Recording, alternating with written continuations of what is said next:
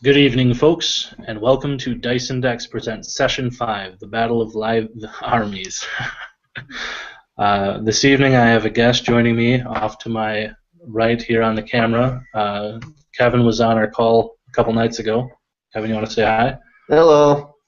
If you have any questions for us, feel free to type them in the comments on YouTube or wherever it is that you're watching. You can send us messages on Facebook or we're on Twitter. You name it, just let us know. Want to say thank you to James right away for being on the call. And basically, we're going to ask some questions here of you, James. And James doesn't have a mic, so we're going to be relaying these via the chat. And here we go. Joe, if you'd like to kick it off. Hey, I saved all the questions from last night, so we're going to have to post this somewhere. So, James, I don't know if you've caught any of our other videos, but we usually initiate people that are on our... He says, oh, what have I done? So we have just initiation for people. It's really simple questions just to get to know each other and just say, hey, you know, what are you doing and what are you up to kind of things. So we got 4 questions now. It was 3, but we added another one that's a good one. The first question is, what got you into D&D or tabletop gaming?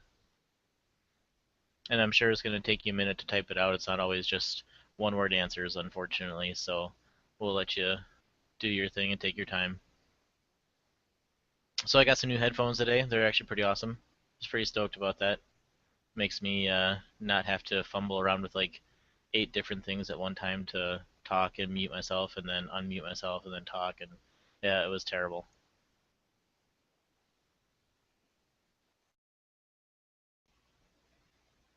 But I feel much more professional now, so that's a good thing. What kind of headset you get there, Joe? I got HyperX Cloud. They were last year's model apparently, but since they were last year's model, they were more than half off, so I was pretty stoked about that. Oh, Ty is joining early. What's up, Ty? Oh, hey Joe, Brennan. How you doing, man? I'm doing all right. Thanks for jumping in here. While we're waiting for James to type out the response to question 1, you've been on here a few times, and we do have another question that we can ask you.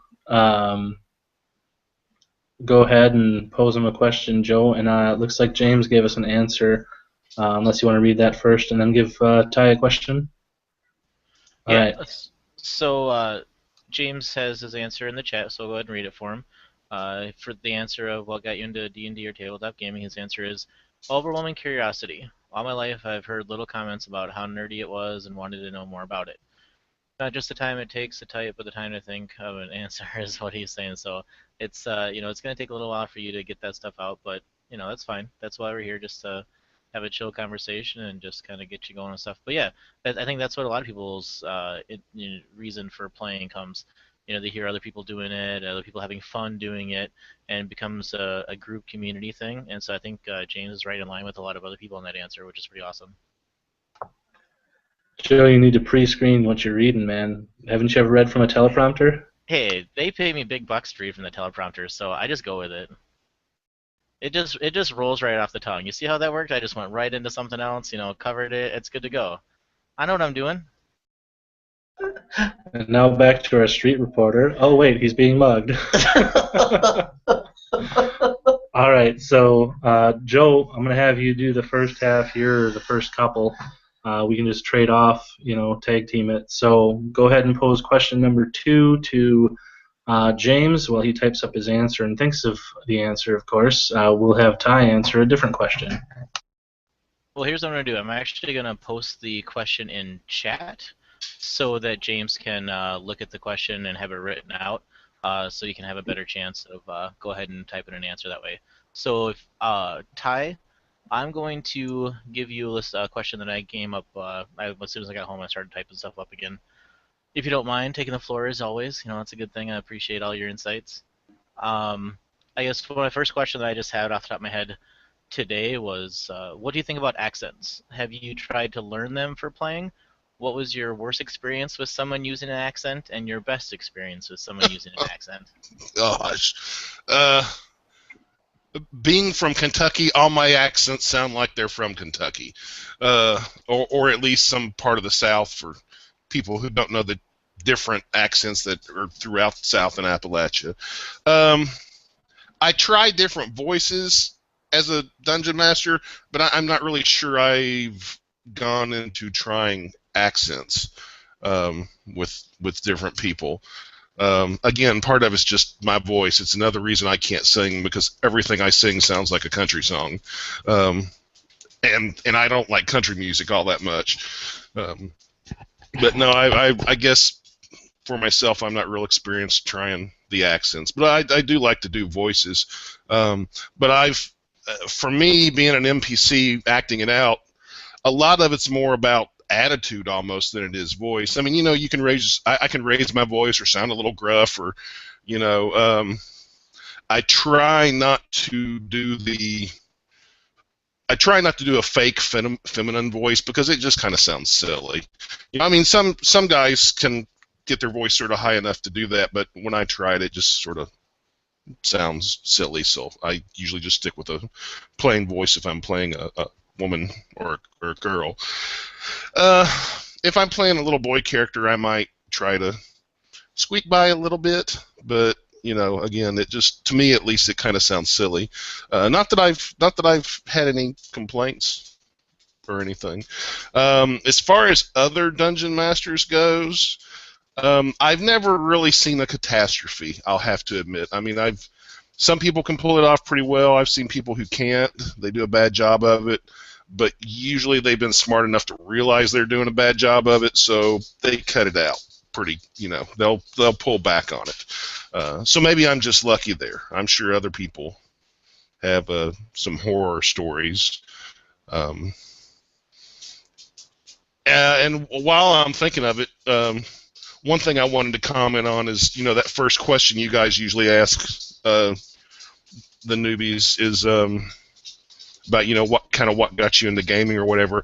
And I know I gave my answer a few nights ago, and thinking about it, I didn't think it was a very good answer.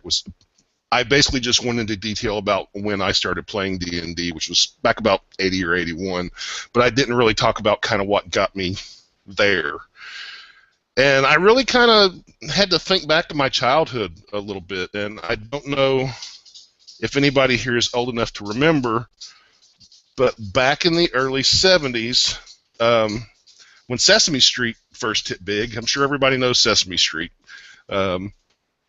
Sesame Street kind of had an almost sister show called The Electric Company, and I'm not sure how many people today are aware of that show.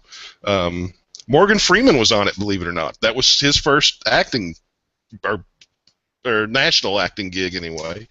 And the Electric Company, it was silly and funny. It didn't have as many puppets as Sesame Street did, but every week they had towards the end of the show, they had like a 5-minute episode, which was Spider-Man. Somehow or other, this public TV show had hooked up with Marvel Comics, and they had a little bit every week with Spider-Man, and every week Spider-Man had a new villain. Some of them were villains from the comic books. He might face a Green Goblin or something, but some of them were just silly villains they came up with for the show. Like, I can remember today, 40 years later, one villain was called the Wall, and that's literally what he was. He was a wall with a face and legs. And but it was also not just entertainment, it was also an educational thing. So, Spider-Man always had a spelling lesson or whatever, science lesson that week or something like that.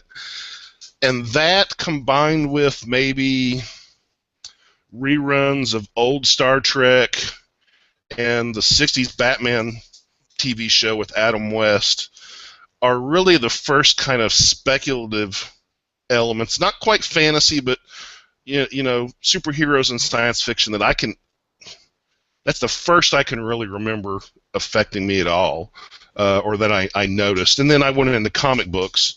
I definitely drew me into comic books. And another thing is we had, Saturday morning cartoons are dead now, but they were big back then. We had Scooby-Doo and Roadrunner and stuff like that. But really early on Saturday mornings before the cartoons started, usually about 7 or 8 in the morning, different channels. Keep in mind, we only had the 3 networks. This was pre-cable, Before the cartoons started on Saturday morning, there were episodes from some of the old black and white serials from back in the 30s and 40s. I mean, you had a lot of Western stuff, your Gene Autry and your Roy Rogers and things like that, but you also had your science fiction. You had your old Flash Gordon, your old Buck Rogers and things like that, and I ate that stuff up. I mean, we even had Tarzan for a while, and I loved all that stuff. So that's really the very first kind of leaning towards fantasy stuff I can remember, and then going into comic books. And I think it was Brennan mentioned Tolkien, and to be 100% honest, I can't remember the exact first time I heard the name or experienced it. I know it would have been about 3rd or 4th grade for me. And maybe I heard about it from a friend, but I know for sure by 78 there was an animated show of The Hobbit, and that was really big for me at the time. I would have been like 8 or 9 years old, and my mom even got there was a box set of 2 double album records, that had all the music, and I even had that and a little book with it and stuff. But I do remember being aware of Tolkien before then, but that was what really kicked off for me. And of course, again, I can't emphasize enough how much Star Wars really changed the world, the media, the entertainment in '77 when it came out. But I'll stop rambling now and let some other folks talk a little bit. So as long as you brought up Star Wars, I want to take a moment here real quick. I'm sure everyone saw the trailer, and if you didn't, I'll wait. Go ahead. Go to Google. Type in Star Wars Episode 7, Trailer 2, or YouTube. As long as you're watching our video right away afterwards, we're cool with it. Let us know what you think of the trailer. Let us know in the comments. Join the conversation here if you're doing it right now. We'd love to have you. So with that, I'll pose that question. What did you guys think of the trailer?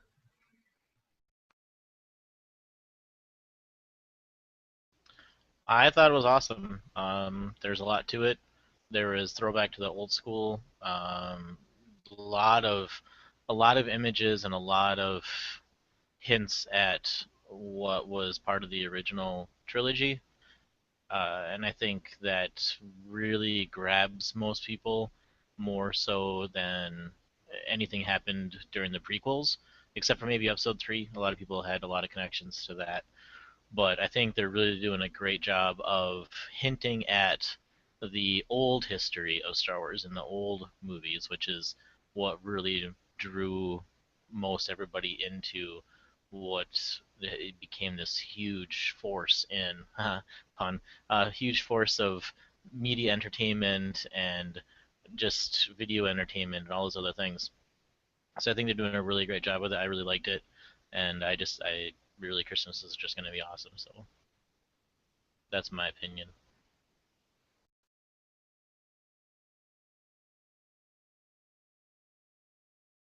Oh, come on. Surely you guys have opinions. What's yours there, Ty? I pretty much agree. It's other than maybe for a few moments towards the end of Episode 3, when I saw this trailer today, it was probably the first time in 30 years I felt like, wow, I'm really experiencing Star Wars again.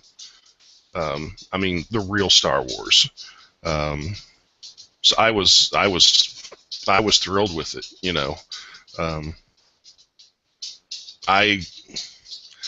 Gosh, man, you hate, there's a lot of people who give George Lucas grief, say they ruined his childhood and blah, blah, blah. I'm not going to go that far because, I mean, man, without George Lucas, I wouldn't have had a childhood, just about, between him and Spielberg. But yeah, I am definitely one of those people who didn't care for the prequels too much. Like Joe said, the third episode 3 had some elements that sort of kind of made it feel like Star Wars again, but my two big problems with the prequels, and maybe the same problem a lot of people have had, is one, in my opinion, it was way too much CGI and not enough practical effects. And that's just me personally. Some people love CGI effects. I don't. I think they're great for backgrounds and stuff like that. But when the entire screen is constantly popping left and right with little things popping up and this, that, and it's like, I feel like I'm on a web browser with a bunch of pop-up ads showing up. And that's not the effect I want in movies. And honestly, the other thing that, the Star Wars movies, even the original trilogy, have never really been praised for, like, great acting. I do think there's some good acting in there, especially in Empire. But they're not, they're not generally considered like Oscar award-winning acting kind of movies. Well, just for the sake of argument, let's say that's the case about the original 3, that the acting's decent, but it's not great. Well, in the prequel trilogies, I'm sorry, across the board, the acting was bad. The acting was bad. The dialogue was bad. I won't say the directing across the board was bad, but it was definitely, it was not good storytelling. It was good Hollywood. Modern Hollywood, flash, flash, explosion, bang, bang. There's a plot in here somewhere. That's my take. I'll shut up now.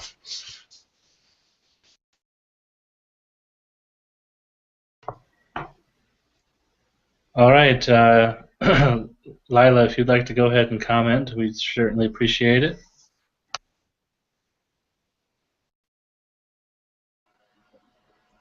Well, to be honest, I just watched the trailer now. I just went and watched it while Joe was talking. It's like, yes, yes, yes, yes, all the yes. It was beautiful. I'm just like, yes, I want to see this. Like, the prequel movies, it's like, oh god, just shoot me now. I don't want to see this. I mean, it was pretty. It was definitely pretty. All the shiny effects to keep us kids entertained.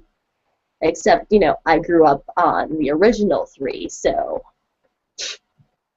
this stuff was good. But yeah, this trailer, I am so looking forward to the movie finally coming out. It's just going to be amazing. It's just going to be gorgeous.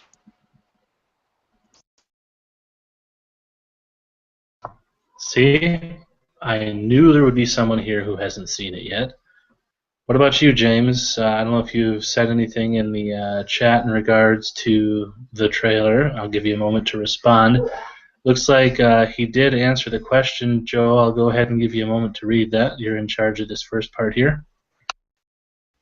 All right, so we ended up with question number 2 and 3 in here. I just got to find it. So question number 2 was, do you consider yourself a DM, a player, or a content provider? James's answer is a little bit of each. I like all those roles, and my group is mostly homebrew content. So it sounds like he has all aspects of that, which is awesome. Taking on all of those different pieces is a lot of responsibility, but hey, if you can pull it off and have people that enjoy it around you, that's just more power to you. So pretty cool with that one. And the third question is, best experience in role-playing or tabletop gaming? And James has to say, I think it's when I came up with a decent puzzle as DM and see my players solve it. My favorite was a Monkey Island style puzzle when I realized they had the tools to cook a fish. They started with no equipment, and they combined their items to smoke a salmon to get past a friend. It was funnier than it sounded, he's saying, for reasons, but he can't explain because it's a G-rated show. So he's working on a new puzzle that's inspired most recent Acquisitions Incorporated, which he's looking forward to running as well. So it sounds like those puzzles are a big part of what he's doing in the homebrew content, which is awesome. All of the mind twist things that you can do in role playing is pretty cool because it allows for creativity, but it also forces people to work together, which is awesome because you get that teamwork aspect as well. Real quick on the growing up portion, and what, as Ty was saying, as a child watching the cartoons and whatnot, and actually my family, when my sister and I were growing up, my older sister, we would watch cartoons on Saturday. But actually, the funny thing is that we would actually get up earlier on Sunday to watch Doctor Who on PBS. So we would we'd wake up at 9, 10 o'clock Saturday morning and watch, Bugs Bunny or whatever. But our PBS station would rebroadcast the Tom Baker and the Peter Davison Doctor Who's, and we would wake up at 6:30 in the morning as they were showing those. So we actually woke up Sunday to watch sci-fi, and that's, obviously a huge gateway into the role-playing universe. It has all these, really cheap effects, but it draws you in with the story, and that's really all that really matters. I mean, this the fact that you got the story around you is pretty much what's going to get you into role-playing and doing D&D and all that stuff anyway. So it's a testament to what that show was able to do to keep us interested in that kind of thing. So that was my sort of take on with Ty's experience. Very similar, just with a couple different shows, but it brought us into that kind of thing anyway. So,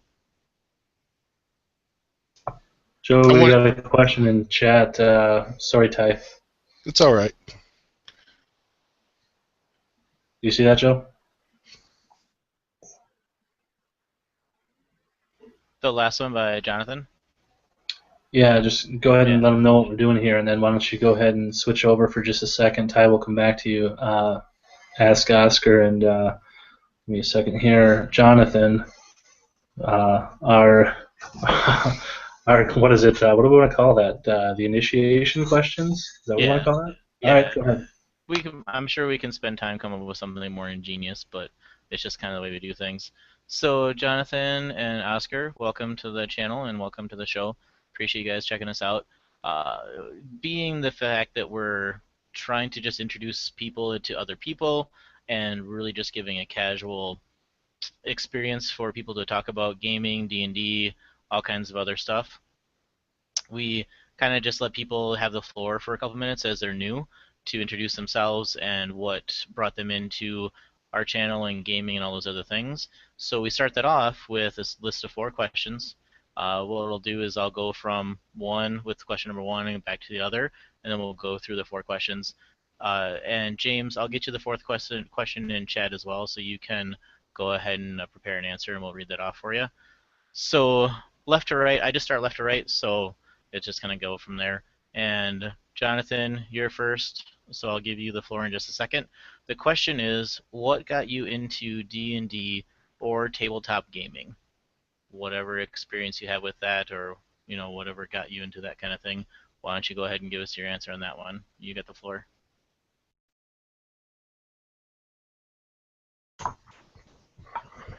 Alright, is it working? Alright, well, I've done a lot of text-based role-playing on Pro boards and Zeta boards, I believe. And my buddy actually got me started in Dungeons & Dragons last month. So you're relatively new to the scene then, right? Yeah. Cool. Are you having a good time with it, or are you wanting to explore more then in that case? I'm actually playing at a store near me, playing a level 3 wizard in the Mines of Fendelver, I believe is how it's pronounced. And I am actually starting a DM session on Roll20 on Horde of the Dragon Queens. That's awesome. I mean, especially being somebody just getting into it. I mean, you've obviously had experience elsewhere, but to jump into it like that and just kind of go full bore is pretty awesome. That's cool. All right, so I'm gonna go over to Oscar. Howdy. How's it going? Same question for you. Jonathan, you just mute your mic on this one. So Oscar, you're gonna have the floor. Same question for you, Oscar. What got you into D&D or tabletop gaming? High school, I had some friends that were playing it around cafeteria tables during early morning sessions, and that looked interesting. And then I met some other people through drama that kind of brought me into it during the second edition craze, and I liked it because I'd been reading the novels. Well, actually, I hadn't been reading the novels, and one of the guys was like, "Here, read this," and I was like, "Is it? Sounds interesting." So from there I read Dragonlance, and from there I read Spelljammer, and from there I read Ravenloft, and I've kind of been a fan of the genre ever since. So I proceeded from second, which I felt was a good system, but was badly written. But then again, I understood at the time being it was what it was. And then third edition I felt was very well written, but too apt for power gaming. And then fourth edition plays like a MMO, and here I am in fifth, and it feels like a really nice melting pot of everything else that has come before it. So you feel like you can see the maturity of the game after it's been, gone through all of its editions? Oh, I have. I mean, second edition, dwarf fighters can only go up to level 12 or something like that, maybe 15. And now you can be what you want, and it makes sense, and people have fun time. And D&D or any role-playing experience is a social event. You get together with friends to play it. It's the only reason why it's considered a game and not, a big game. Not let's pretend with friends while we, make rude comments and eat. Nice. All right, we'll go back to Jonathan on this next question. So the next question is, do you consider yourself a DM, a player, or a content provider? And you've kind of already given us a little bit of an answer on that one, but if you want to elaborate just a little bit, feel free. Jonathan, go ahead. Kind of like the player more, just because I feel like it gives me a little bit more freedom to do what I want, especially with me doing Horde or the Dragon Queen. I kind of got like that book to go by step by step. Cool. Oscar, same question for you. What do you consider yourself, DM, player, or content provider, or all of the above, of course? I prefer player. I'm in most groups. I've memorized the rules, so I mean, I hate to be the rules lawyer, but in any system, you kind of want one there, if only to help the DM when he's like, I don't. It's just like they look at the rules lawyer and they go, okay, well, we'll take his word because he sat there for 5 hours and memorized all the rules. But, I mean, actually DMing a game I have tried to do, and I just fail spectacularly at it. I just don't have the off-the-cuff ability to, make something up on the fly. It's just not in my nature. But I can do it as a player just fine. I don't know what it is. Just the fact, like I said, just the fact that you're willing to jump into that role and do different things is awesome. And we've got a group here that if you're interested in watching other videos, we've had DMs give either advice or conversation topics that can help if you want to try and do more of it. We might be able to help you out too. So check out the other videos if you got the time and just see if anything sparks your interest or might help you with some of the stuff if you want to work on it more. Mm-hmm. All right, so third question then. I'm going to go back to Jonathan here. Third question is, best experience in role-playing or tabletop gaming? Something memorable that you did or characters did, or just whatever you have as your best experience. Go ahead, Jonathan. Okay, that's kind of actually happened last night. We were going against a necromancer, and we have a party of 8 people, counting me, in the Mines of Fendelver, so it's kind of old, or it's kind of big. And they're all sitting there battling the zombies, and I'm just sitting in the back, magic missile and firebolting. And the necromancer steps out, and he's like, what the hell? So I'm just like, uh-oh, necromancer, I'm running. So I just take a few steps back, and necromancer calls me out. And I'm kind of just sitting there, and I walk up to him, and me and the DM had talked before the game about how this is going to go out. So we're sitting there, and I'm supposed to be talking to him, and I'm just like, yes, master? And everybody's like, master? What did he just say? Because they're closer to me now. They've kind of scooted out now that they say he ain't trying to harm me. And they're all just like, what in the world? What's going on? So he's like, are you still with the Clan of Lackman? Which is supposed to be like our version in the store of the Magic Academy that I attended. And I was like, well, no, I kind of got kicked out because they found out I was studying necromancy. And I have the Ray of Sickness, or the first level necromancy spell. And he's just like, well, perform it for me so I can judge. I was like, well, I'm kind of not that good at it. And I can't really do it right now because I have 2 other spells prepared. And then he's like, oh, okay, so you're not really that good, but they found out and kicked you out. I was like, yes. And he's like, well, my time here is done on this world. I need to go. You need to kill me.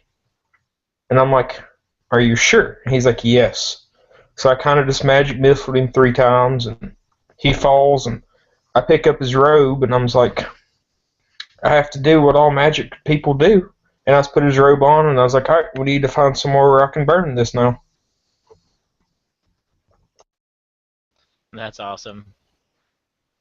All right, Oscar, you're going to have this one. Same question for you. Best experience in role-playing or tabletop gaming? Go for it. Well, for a long period of time, I was in a chat-based D&D-ish game. It was White Wolf's Sword and Sorcery line. They had their own little chat room back in the day.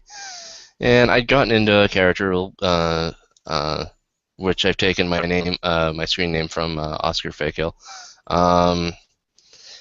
They went into a mountain that was shaped like a donkey in search of a golden cockatrice.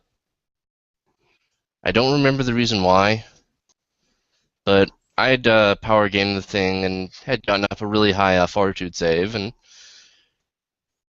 let's just say I rolled a 1 when I needed to roll a 2. And from there, I watched my character turn to gold, and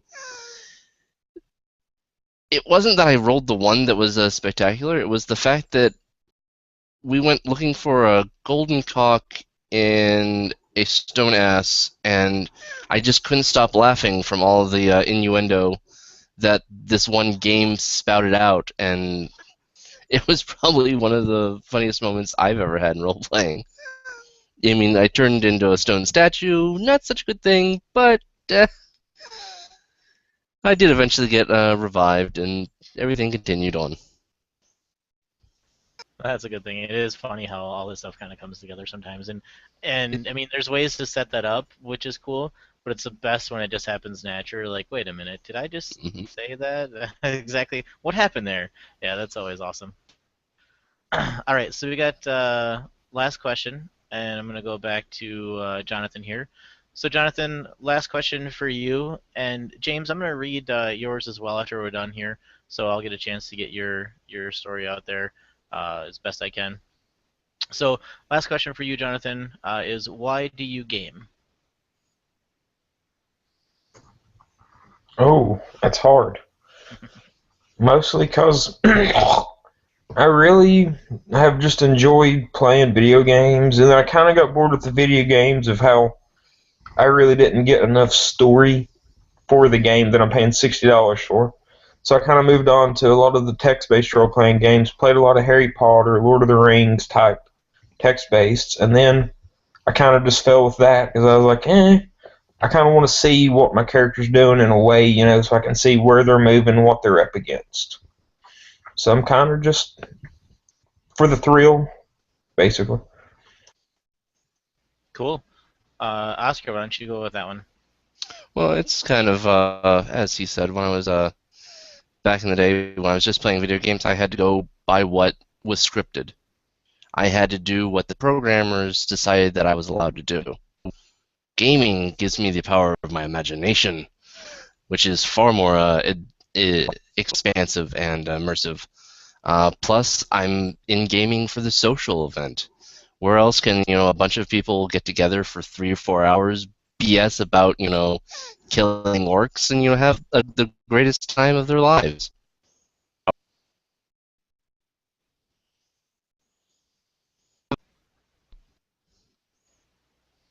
I think Oscar's breaking up a little bit. Sorry about that. That's fine, not a problem.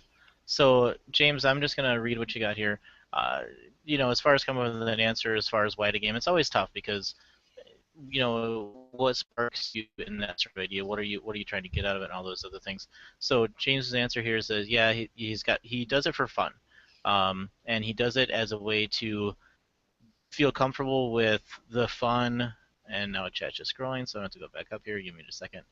Um, so it allows him to have fun and socialize with other people and interactions.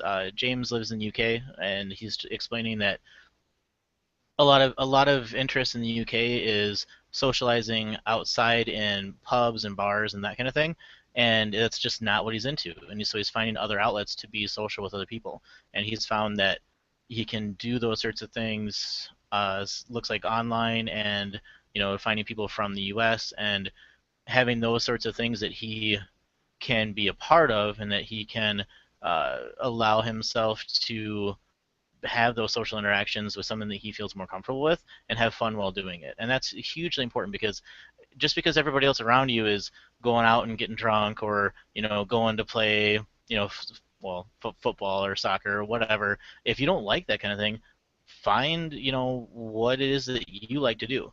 And if you found that in gaming, and you found that in the interactions you have with other people, just do that. That's what you enjoy to do, and that's what we're here for, because we all enjoy doing this, and we want to share that with other people around us, and that's why kind of we brought everything together. So, James, that's awesome. I mean, you're doing what you want to do, and nobody should be able to take that away from you. So just keep doing that.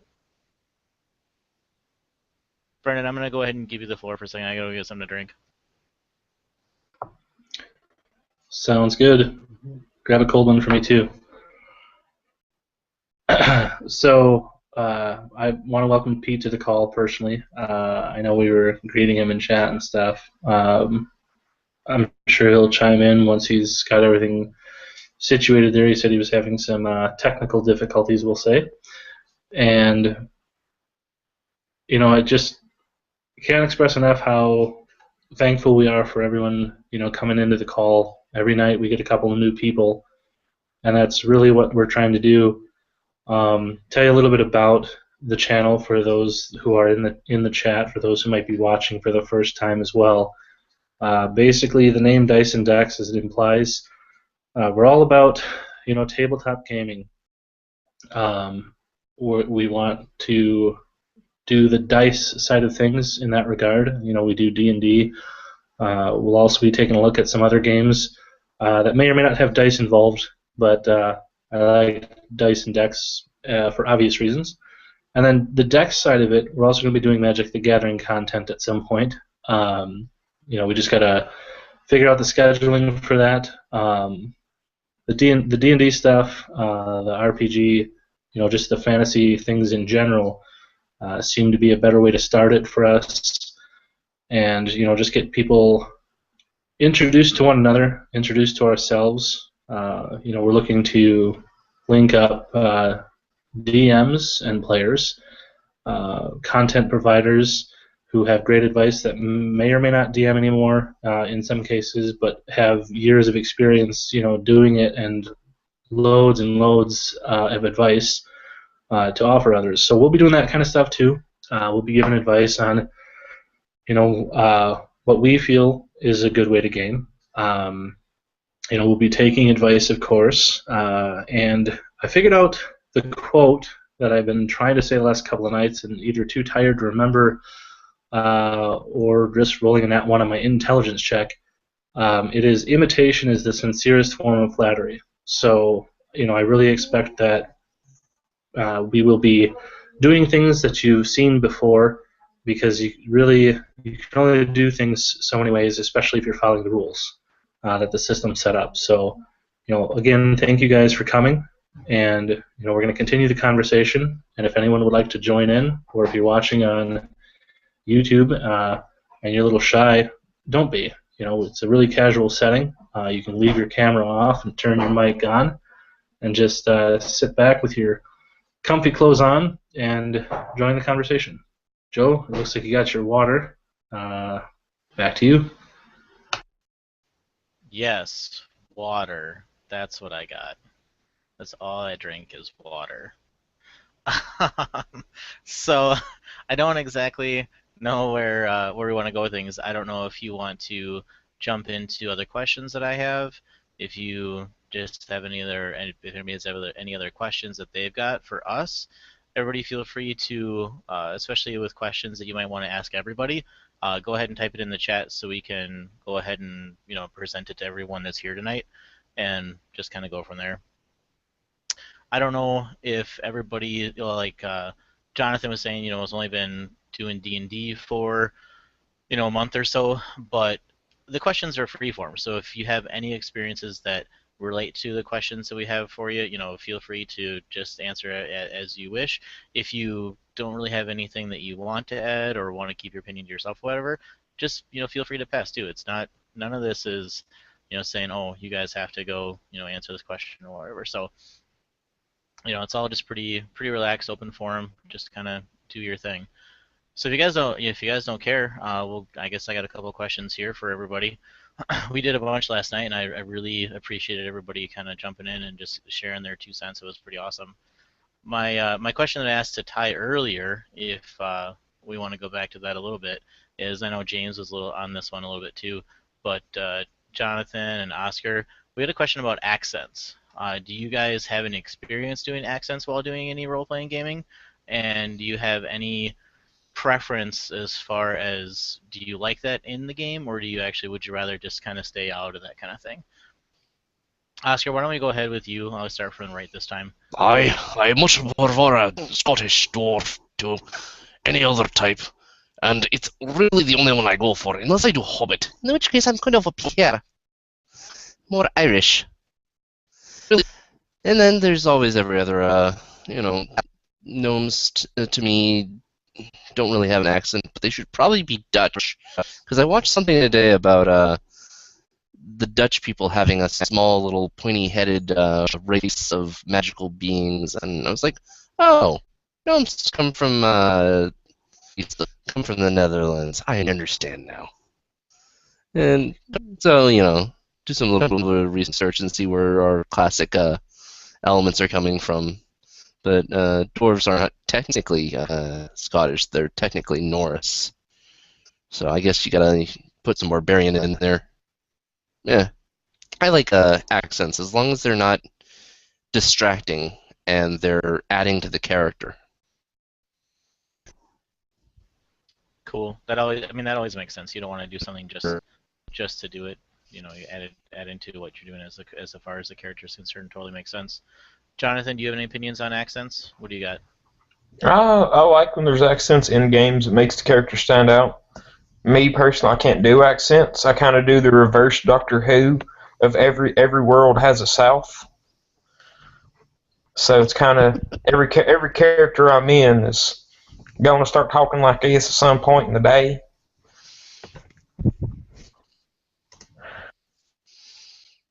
That's awesome. I always appreciate that episode. The North. Lots of planets have a North. So, next question that I got lined up for everyone. This is going to be for everybody. New question for everyone. So let's go ahead and get started. One of the nights, I don't remember what it was. They all kind of just blend together now. I showed off the amulet that I made for my current character. And the question is, do you make any real-life props, either for your characters or for your gaming sessions? Do you feel that adds anything to it? And what do you kind of do with that thing? Ty, why don't you go ahead and start doing right to left? So, Ty, if you have any opinion on props, go for it. Yeah, I like props. I'm trying to remember if I've made anything over the years. Nothing's coming to mind that I've made. I bought a lot of stuff. And in fact, back in probably the mid to late 90s, I spent a couple of summers working at the Ohio Renaissance Festival, and I had 2 different uniforms. They were not costumes; they were period clothing, was the phrase then anyway. and I ended up dressing. I pretty much bought every belonging that one of my D&D characters had, and I still have all this stuff in a closet. I mean, I've got all his weapons, his everything, down to what it was in his backpack. But and I've used most of it at one time or another as a DM, not as the character. But no, I've never made anything. But yeah, I've bought stuff, and I do like props. Cool. Pete, you're next on my screen, but I know you're taking care of the little one. If you're back at some point, just type it out in chat or whatever. I'll message you. So I'm gonna just skip over for now. So that means Oscar, you're up. What do you think about props for your gaming? Well, I once brought a plastic Warhammer to a game that my girlfriend had got because I, gushed about my my character that had, a silver Warhammer and stuff. So she found one and gave it to me. I brought him, like, look what she got for me. And I'm like, "Rah." So I shook it a little bit, and I felt, kind of unpowerful. But more usually, I don't make or bring props. They're one of those really careful. You have to be really careful with because they can just derail the overall flow of the game by just being a distraction as opposed to being something that adds to it. So I'm kind of up in the air about props.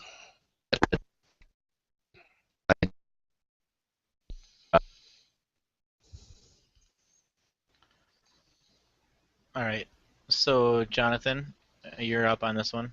What's your opinion on props in your gaming sessions? It would. I could see it probably kind of more fun if it did happen. I'm kind of trying to start working on a spell book because I don't really like flipping through the player's handbook. So just trying to write it all down so I can remember. I was okay, cool. I got this, this, and this.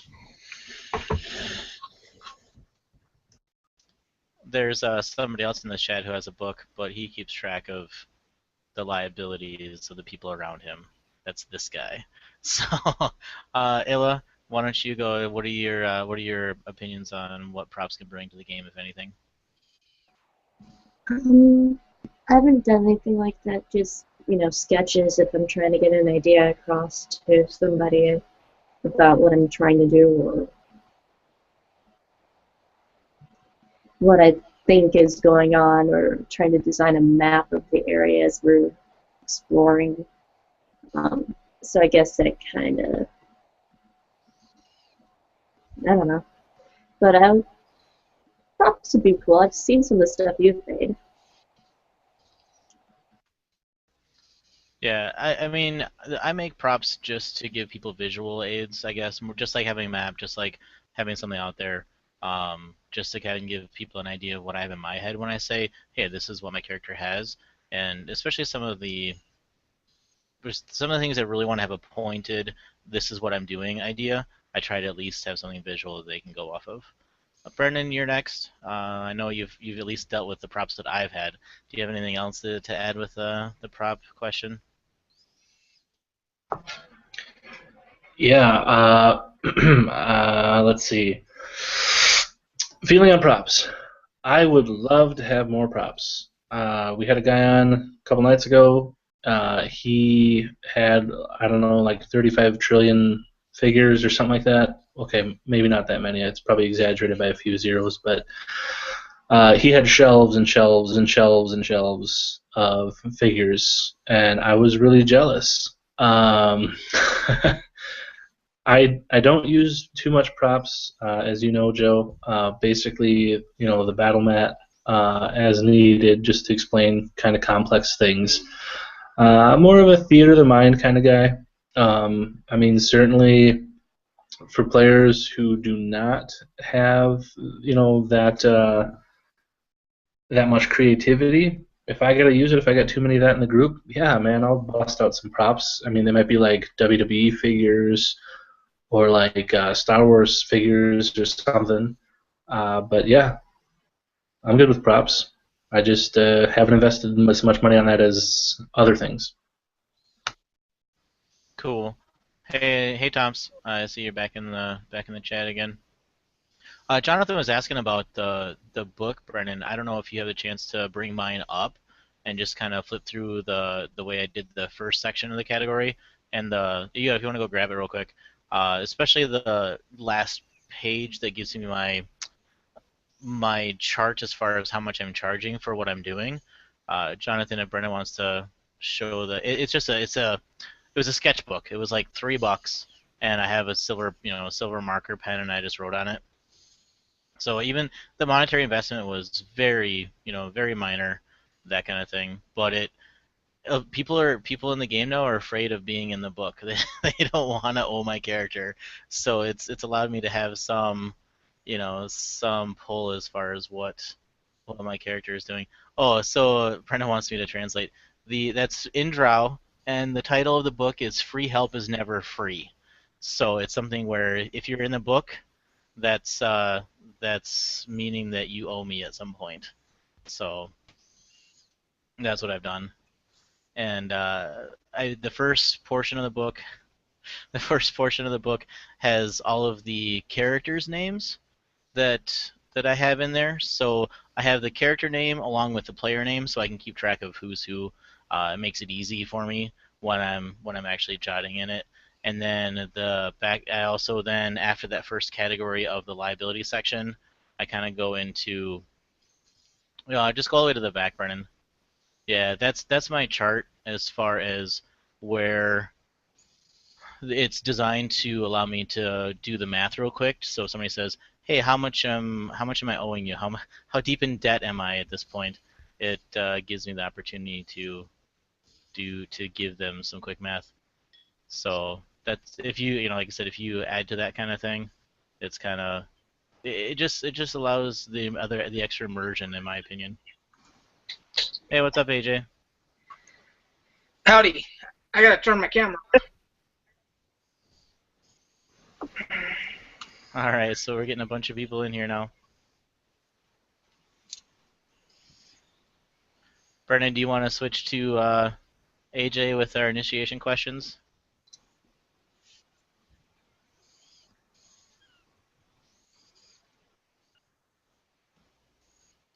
I didn't see what that was, Brennan. Sorry.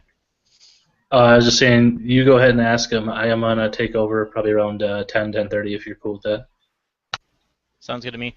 So, AJ, just so you're aware, when new people join our channel, I want to say thank you and welcome to what we're doing here in Dice&Decks. What we do is we try to give everybody their opportunity to introduce themselves and what brings them to this forum and what they're interested in. So we got a list of questions. It's 4 questions, if you don't mind sharing some information of what you do and what you're into. Okay, no problem. Cool. So first question is real simple: is what got you into D&D or tabletop gaming? How much time do we have? It's free form, so not 8 hours, but we got a little while. I started D&D back probably let's see, it was about 76. So it came out in 74, so it was a couple years after it came.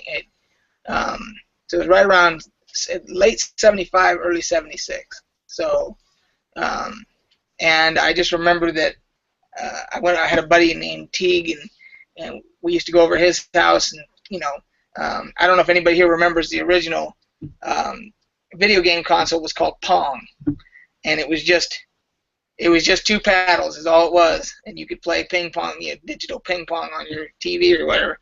And then he started getting into D&D, and he got us into it. And that's basically how we all got into it. And then later on into stuff like there was Gamma World, and there was I'm trying to remember, there was a couple of there was Traveler after that, and he got us into all that stuff. So I really got to thank him. He's the one who really introduced me to all that stuff. So. And some of you, I don't know if any of you guys here follow my channel on YouTube. Greyhawk 4x4 is my handle on YouTube. So. Cool. Yeah, we'll definitely check that out. Brennan and I have been trying to pass the word along as far as the people that have joined us, if we can pass any people on to them just to try to connect people and talk about what everybody loves to do, which for the most part is why people are here to game. Exactly. All right, so next question. Do you consider yourself a DM, a player, or a content provider, or, of course, all the above? All of the above. Cool. We got a lot of people in the channel that are all the above. I'm mostly a player and sometime content provider, but hopefully DMing at some point soon. So third question is, your best experience in role-playing or tabletop gaming? Something memorable that you can share with the community, something that you just find either awesome or hilarious or terrible, I guess, if something terrible happened that you're like, oh, my 8 characters died in one night, that kind of thing. I have a visual aid. If you give me a second. All right. It's funny that you said that because I just found this. I just found this drawing a while back, and before I show it, I'll tell you the story first, and then I'll show you this.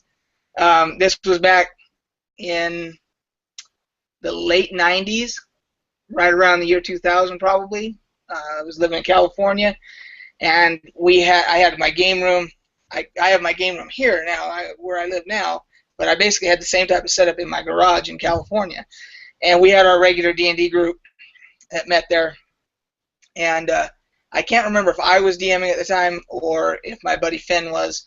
But bottom line was there was a storyline that we were going through where there was 2 player characters or 3 in a tavern, and they had they'd somehow come across, as part of their quest, they had come across a large diamond, and that was, someone had sent them on the quest. I can't remember all the details, but the bottom line was they were meant to get this big gem, and they got it. They found it. It was a big diamond, and they were in the tavern discussing whether they were going to return it to whoever it was that sent them on the quest, or if they were just going to keep it for themselves and try and sell it or whatever, you know. And the bottom line is they get picked. Whoever had it got pickpocketed by a gnome. Gnome runs out of the tavern. They realize they've been pickpocketed. They make chase after him or whatever, and they catch him somewhere, and a fight ensues, and the gnome gets killed, and they can't find the diamond on him anywhere.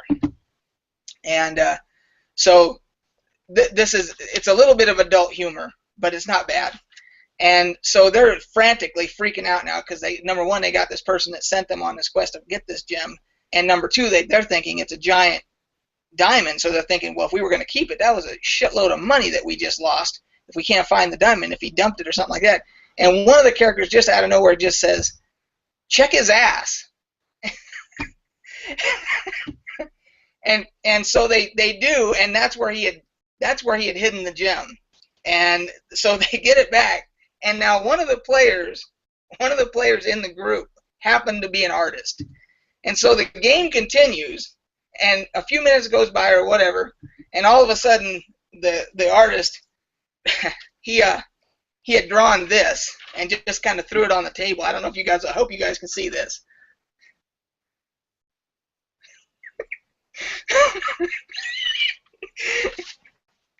And we lost it. I mean, for a good 5 minutes nonstop, we're dying at the table. I mean, that is by far the funniest thing that ever, and the most memorable thing that ever happened to me in a D&D game. I know it's a little bit of adult humor, but nevertheless, that was the one. So that's awesome. I will say that in our gaming sessions, I have added some pretty awesome drawings myself. So I'm no artist, but I do like to tinker in some of the crazy situations that happen. So I appreciate the impromptu artistry. I always have a good time with that. Brennan, why don't you go ahead with what you wanted to say?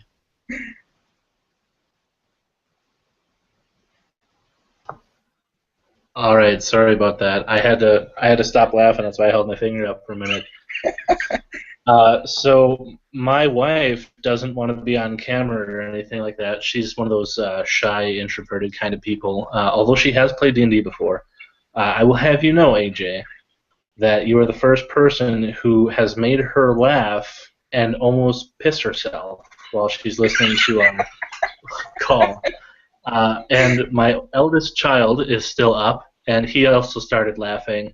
So yeah, thank you for that. And as far as the G rating concern goes, we start at 8:30. That's when we're live. We do like a little bit of the news desk kind of humor thing for a moment, and then after 9 o'clock, the kids should be in bed.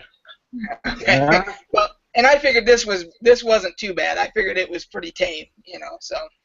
Yeah, exactly. It was only brief implied nudity. I think they showed butt cheeks, and that could have been a baby gnome for all we know. Exactly. So that's probably okay. What I wanted to say though, really quick, beyond that, was I said earlier that I was a bit jealous of the guy with all the miniatures and stuff, but I gotta say that amount of jealousy doesn't compare to what I see behind you, AJ. Yeah, I need to turn on some other lights so you can see it better, actually. So. Yeah, if I'm not mistaken, that is where I will hopefully be someday. Now, maybe not exactly in your basement. That sounds a little weird, but with a huge setup of all this nerddom stuff behind me and things that I'm fans of, that's great. Thank you. Yeah, and actually on my channel, I actually did a full with my handheld camera. I did a full thing of the whole. I actually go through and show all what's on the shelves and all that stuff. So, and yes, I just saw someone. There's a lot of Kiss figures in this room because I'm a big Kiss fan. So, unapologetically, because it was in the 70s that Kiss was huge, and that's when I got into them. So, so what was the next question? Because that was 2 questions. I think there's 2 left, right? Oh, we got one more. But I am going to say quick, so Brendan's jealous of your setup, but he's not jealous of my beautiful decor. I mean, come on. I was looking at the Darth Vader thing, and the Darth Vader poster is really, that's awesome. I'm digging that. The furthest one down, it's a mural poster. It's actually pretty sweet. It's all screenshots from the movies. Oh, that's badass. Yeah. So it's pretty cool. Anyway, so the last question is maybe the most important one, especially for sharing with other people. And the last question is, why do you game? Well, I guess that goes back to when I first got into it, and I realized how it basically drew out the imagination in a person. And it allowed you to, it made me realize that literally the sky was the limit. There was nothing so far out there that you couldn't come up with in your head that you couldn't somehow get into a game and try and make it into some kind of content, and make it something that no one had experienced before, and just the originality and the ability to create and the ability to, and a certain amount of escapism in gaming, that being able to explore another world and kind of forget about all the crap that we have to deal with in day-to-day life, I mean, I don't know, that's kind of several different reasons there, but that's kind of a nutshell of why I enjoy it so much. Nice. Yeah, I mean, that's what a lot of people have been sharing. It gives them the chance to express what they feel, what their experiences are, allows them to, we talked about that. It was last night we were talking about the idea of, it might be escapism, whatever, but it's really just a way to express yourself and to allow yourself to deal with certain situations and to express other things that are going on in your life. And I think that's a huge portion that a lot of other people don't have access to. So I think it's great for that kind of thing. Yep, that basically exactly. Yep. There, I just put up the link to my channel there if anybody's interested. I just hit 400 subscribers, so I was pretty happy about that. Nice. That's awesome. Yeah, we'll definitely be checking it out. I know we've been subscribing to a bunch of people and just trying to get, like I said, the word out and that kind of thing. So we're just going to go ahead and do what we can. And I have to, for a full disclaimer, I also work with, I don't know if any of you guys have heard of Gygax Magazine. The Gygax Magazine is back. It's kind of the new iteration of what Dragon Magazine used to be. We now have Gygax Magazine. Basically, our editor Jason Elliott basically bought the TSR license because Wizards of the Coast had let it lapse, unknowingly let it lapse, and so he snatched it up. And so now TSR is back. It's called the new TSR basically, and and we're producing Gygax magazine. We're working on issue 6 right now, and we've got other projects in the works that I can't talk about, but I'm the social media moderator for Gygax magazine, and I'm also the project manager on a project, unfortunately, that I can't talk about. So there's things coming down the pipe, and it's a lot of the, what I can say is that a lot of the old school TSR people are involved. So. Well, that's awesome. I'm glad to have you part of what we're doing. I mean, it's a small gathering here, but you know, you kind of spread your wings and do what you're doing. Well, thank you for having me. All right, so what we've been doing tonight, just so we're like what Actually, we were doing last Joe. night. Oh, Joe. No, go ahead. Joe, yeah. Sorry. Gotta trample. Hate to do it, gotta do it though. AJ, that is awesome. You know, I know that you can't talk about certain stuff right now, and we certainly respect that. If you could post some like information or links or something, or shoot me an email with stuff for that magazine. I'll post it right here. I'll post I'll post the link to the magazine webpage, and then also Gygax magazine has a Facebook page, which is the best place to follow information about the magazine. So I'll link that stuff right here in chat so you guys can see it. Yeah, that's fantastic. We'll definitely friend you on Facebook or follow or like or whatever you want us to do. That's really crazy because we were just talking the other night about you know, the birthplace of Dungeons and Dragons, and I posted in chat, and I'm so proud to be from Wisconsin for a lot of different reasons. You know, and one of those is the TSR thing. I mean, my whole life, I honestly, I can't even say what I want to say. I can't even talk about what I want to talk about right now. I will figure out how to communicate with you. We'll talk in chat a little bit. I don't want to do this on cam. I'm sorry, guys. Best way to do it is my Facebook channel, or my Facebook page is the same handle, Greyhawk 4x4. You can find me on any social media, Twitter, anything as Greyhawk 4x4, even Steam. If anybody plays computer games, I'm Greyhawk 4x4 on Steam as well. So you can hit me up on anything, any of that. So. Awesome. Yeah, we'll definitely be looking at it and checking that out. Did any of you go to GaryCon when it was just up in? None of you guys went. Yeah, I wish I could have gone, but I didn't. I'm in Utah, and it was quite a ways for me to go, and I didn't have the time to make it out there. But I'm going next year. So. Maybe we'll see you there. We're going to be getting in on the con things as our schedules allow and our finances allow. I mean, we're just a new channel here, but the ground support's been good. I mean, the interest is amazing, and we are just floored by the number of guests we get each night. I mean, Ty's been on here a lot. I want to thank him for that. You know, Tom's was just on last night. You know, that's a returning guest. Joe, of course, is my co-broadcaster. Lila knows us IRL. You know, but yeah, it's great the amount of reception we're getting, and we just want to keep everything going. So this is good. I'm glad you joined us. Yeah, and as soon as I can, and how often do you guys do this? This is the first time I saw it. I just saw it, you know, on my Facebook feed. That's how I found out about you guys. So how often do you guys do this? So right now we do this every night. We're going to be doing it every night as long as we're alive, basically. No, that's not true. We're going to be doing it every night for a while. As long as there's interest, as long as the conversation doesn't become stale, as long as my wife doesn't kick me out or make me shut my mouth, we'll be doing this.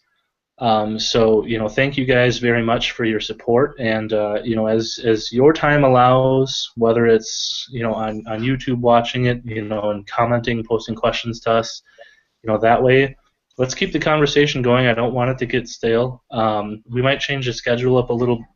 We might change the schedule up a little bit.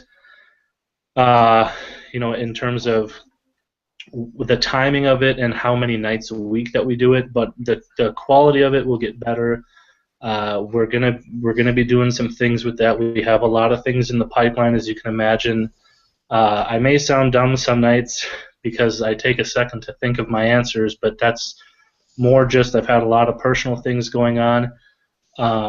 One of which just happened today. I won't address what it was here, but it relates to something we talked about last night. So I appreciate your understanding and your support, and I just hope the conversation never gets stale because we love doing this. Absolutely. We will not probably be doing it on Sunday nights at the normal time, which is 8:30 Central right now, because we have a game in real life that we play on Sunday nights. We will be broadcasting that, though, probably in the style of a podcast, and that'll be the first time that we do it. And we only ask the first four questions now, to new people like yourself, AJ. We're going to keep that format going because that's kind of what we're known for right now. We're calling it the initiation ritual. We'll come up with something more clever maybe, but that seems fitting. And if you guys have any suggestions, any questions you want to have posed in the conversation, either join us here or post them in the comments or in the chat. I'm going to walk away for just a moment. I halfway thought that when you guys said there was going to be a certain amount of questions, I was expecting like The Walking Dead. Well, I don't know if anybody watched it. I'm sure some of you guys watched The Walking Dead. I was waiting to see, how many walkers have you killed? How many people have you killed? That type of thing. So. No, we might get into that eventually, but we're not quite there yet. And the way we do the questions, we were rolling for initiative for a while, but I just started to do the round robin left to right sort of thing. And basically what we've been doing the last couple of nights is just presenting a question, giving everybody a chance to have an opportunity to talk and just kind of get their opinions or ideas on a certain subject. So last night I just started writing out some questions, and we had a couple questions from the other guests. So if there is something that anybody wants to add to it, feel free to go ahead and type it out, and we'll just kind of go from there. And actually, Oscar has a question that's sort of in line with one of mine, and he was asking a question about I gotta find it again. He was asking a question about what do you feel about joke names? And he has a halfling ranger called Timbuktuk, and the gnome is called Amin Hammer. So I guess we'll start with that one. If anybody has an opinion on names in general or joke names, or Arm & Hammer, sorry, I couldn't quite read it. So he has Arm & Hammer and he has Timbuktuk, and it's one of those things that my question for names of character was favorite name of a character you've played or played with. So I actually had a question prepared for that kind of thing as well. So what's your opinion on that kind of thing? Do you have to have it be a serious name, or are you okay with doing more of a joke name?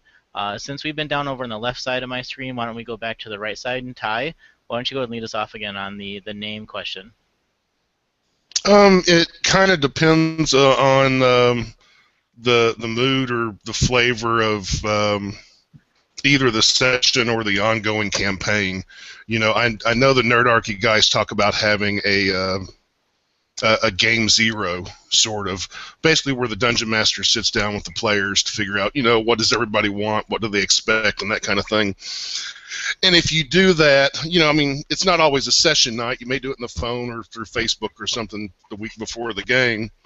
But if everybody's leaning towards a more whimsical campaign, yeah, definitely. I think fun names are great. I used to, a friend of mine years ago, we used to play together and we both played Dwarven Fighters, and I was Hammer and he was Anvil.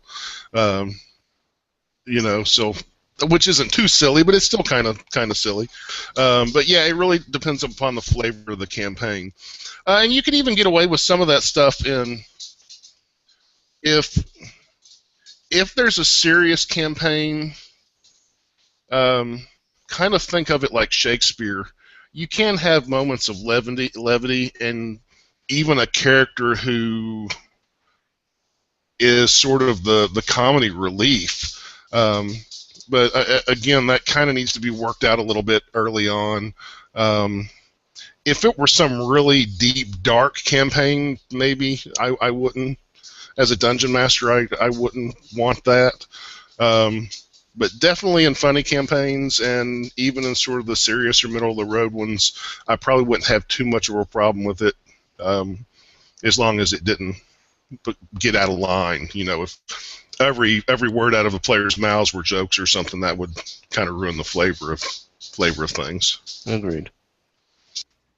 Yeah, of course. So Thomas, actually, you haven't had a chance to speak tonight. You're up next on my screen, so Thomas, if you've got an opinion on names in a campaign, why don't you go for it? Can people hear me? Yep, you're Yes. good. Awesome. Okay. Honestly, I always try to make serious names, but that's just me. Like, if I make... Generally, I go for Elvish names, Sindarin specifically, unless I'm making a character that can't get away with it. But I'm honestly fine with joke names, and hell, even the everything out of the character's mouth being a joke, that could totally be in character. If it was in character, I wouldn't have a problem with even that. If it was just the player himself, him or herself, being a complete dork, then it would be an issue for me. And as far as elves suck go, Oscar, well, say that next time your elven, my wizard runs out of spells and I can still hit things with a longsword. Yeah. My dwarf has never run out of spells because he's a fighter. You never run out of spells when you never start throwing spells. You're easier to run out of hit points, however. All right. Oscar, I know you've been typing in chat with your names, but why don't you go ahead and give us the verbal answer on what your opinion on names are? I feel mainly that as long as they're not distracting, you just happen to have really awful in-game parents who thought this would have been a good idea. And I can understand a few. I mean, the campaign that I'm currently in that has Arm and Hammer and Timbuktu, is an evil campaign, and we're playing it pretty much seriously. But some points we have to let out a little bit of, just jokingness, because otherwise it gets too heavy, and you gotta, be able to step away from, that heaviness of, trying to be evil but not being so overtly evil that you say, hey, every hero in the land, party of evil people, kill us before we get too powerful. So I say, as long as it's not a distraction and adds to the game, it's not really a major problem to me. Cool, nice. Jonathan, you're up next. What do you have? What's your opinion on names? Why don't you go for it? I think it can make the game a whole lot funner if there is names, so that way, if you got an elf with a very weird or very difficult name to pronounce, it's just something easier to be like, hey, let's get this going on. Like I'm the new guy of the group in the store, so I don't really know everybody's name, so I just call them by the character name. But I think it really depends on the sense of the name, of how it's saying. Like if it's a degrading nickname, like if a drow is talking to a wood elf or something, then not really, kind of have like not a racist sort of name for that character.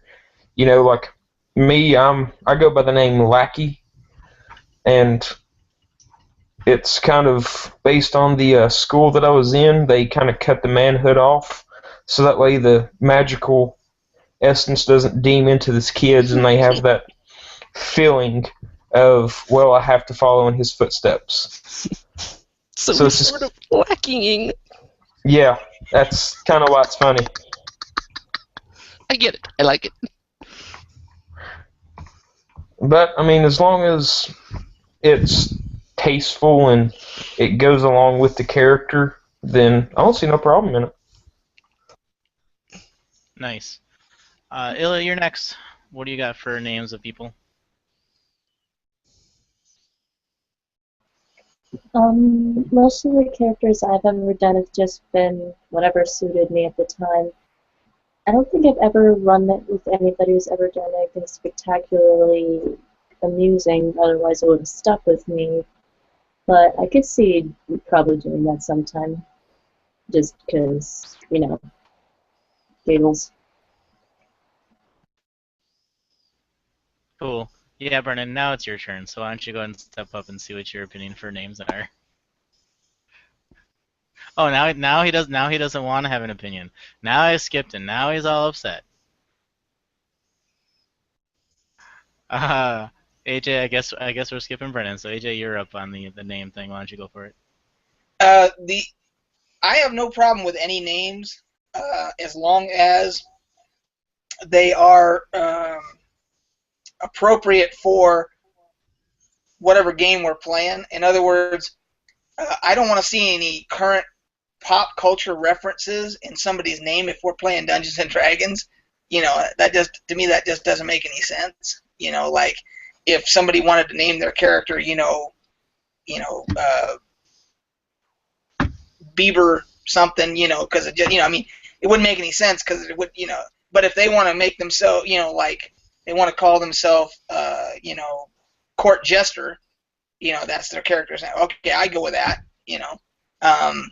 But yeah, if it's got anything to do with that don't make any sense timeline wise, I would have a problem with that. But other than that, I would say anything goes. I wouldn't have a problem with it.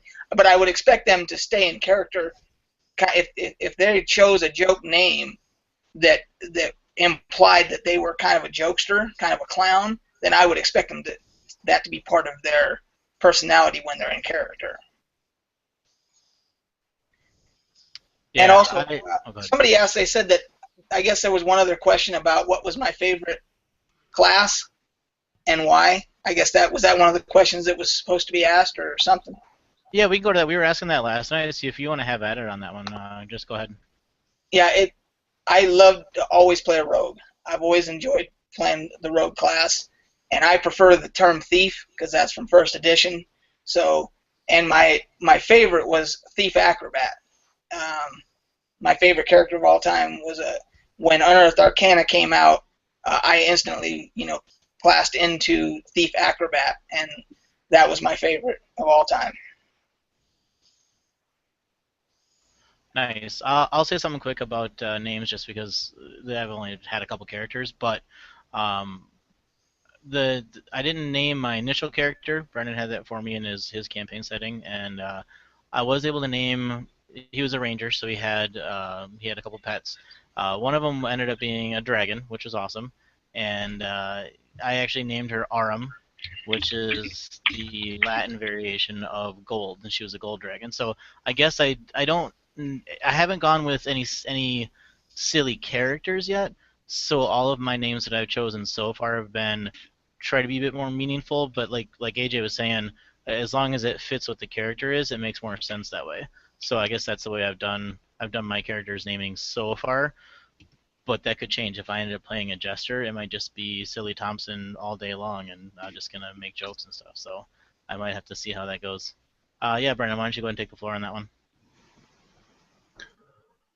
Yeah, sorry, I wasn't even sure if you guys could see my cam. That's why I was being so adamant. I'm like, well, if it's flickering for them like it's flickering for me, they might see my spastic hands and head nodding.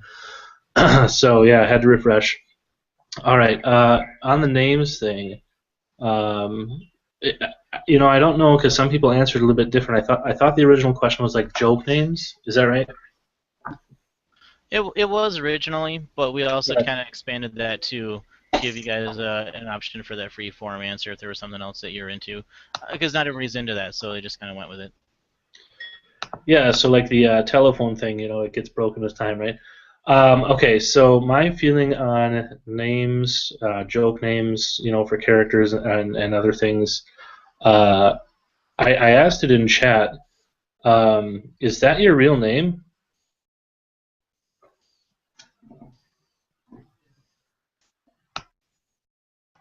No, you can't just nod your head. You gotta explain that. I want to know, how did you get that name? It's so unique. I was born from my mother and father, and that's the name that I was given. Aw, no fun. All right. Well, anyhow, if you want to elaborate, I'll let you do that. Otherwise, I'm just gonna ask or talk about something else. So there's one story that and I don't know. I mean, this is all you said, the telephone game. I'm not really sure exactly how true this is either. So roti is just the singular form of roti, R-O-T-I, is actually a very common Italian last name. It actually means bread. So so the idea is that somebody in my family married into like a prince or a dukehood or something like that, and dukehood, I don't know, some dukedom, something like that. And so that's the thing. And so to separate himself from the commoners, he made it wasn't just roti. He was twice as good as everybody else. So made it roti. So I'm bread. So that's kind of where that stands. That's not the story I was told. I'm just teasing. I don't want to get into anything else. All right, so let's go ahead and I think we have a new person in the chat. We gotta light him on fire right away with these questions. Let us see if he survives the initiation. One of us. All right, Asmer. And actually, on Facebook, I've been messaging Pete as well, and he's been answering questions too. So, Asmer, I'm actually going to go ahead and read Pete's answers so you get a chance to think about the questions that we got. Pete's given me 2 to begin with, so I'll give you a little bit of chance to hear the question and answer so you get a little bit of chance to think it. And also, by the way, welcome. Thanks for joining us. Hope you guys are having a good night. Or good evening, I guess, depending on where you're living, or maybe even good morning. So, Pete, Pete's first question, and Asmer, I'll ask you this in just a minute. First question is, what got you into D&D or tabletop gaming? And Pete's answer typed out here is, he's only in his first ever campaign for D&D, but he got into gaming as a way to channel what little creativity he has and to take part in things that are not a part of everyday life. And the fact that you are sharing and spending time with people who have similar interests as himself. So it's something where, again, being able to share things with people and being a part of a group of people and being able to sort of channel all of those things is where Pete's at with it, and like so many other people, so it's awesome. And then I'll get to it in a second on this one as well, Asmer. The second question is, do you consider yourself a DM, a player, or a content provider? And Pete here has definitely a player at this point. As he gets more familiar with role-playing games in general, he definitely has an interest in DMing. So maybe that's something that we here can help him out with. I know we've talked about a lot of different D&D and DMing things here, so hopefully some of that research will help him out a little bit. So that's where Pete's at on those 2 questions. And so I'm going to pass that floor on to you, Asmer, the same questions. First question, of course, is what got you into D&D or tabletop gaming? So why don't you go ahead? Apparently it's the alcohol. That's what gets him into D&D gaming. Go ahead, man.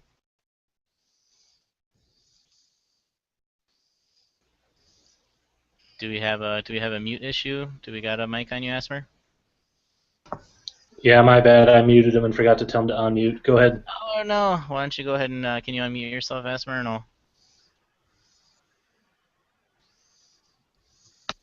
No, you still got him on mute. There we go. He might not have. Oh, there he is. I see you unmuted, but I still can't hear you, man. AJ's going full sombrero now. Asper, I'm still not getting you on the mic. He might have mic issues. Yeah. As either it didn't pick up or it's routed to pick up from like a headset that isn't plugged in, or. Yeah, that's all right. Brighton's still working on it. We'll see if we can get back to that. All right, that's no problem. I see everybody. Oh, so is this gonna be a hat competition now? Is that what AJ's going with? AJ, is that you're trying to show that off? Why don't you go ahead, AJ? Well, I happen to have a sombrero like handy, and I was like, how many chances in my lifetime am I going to get to do that?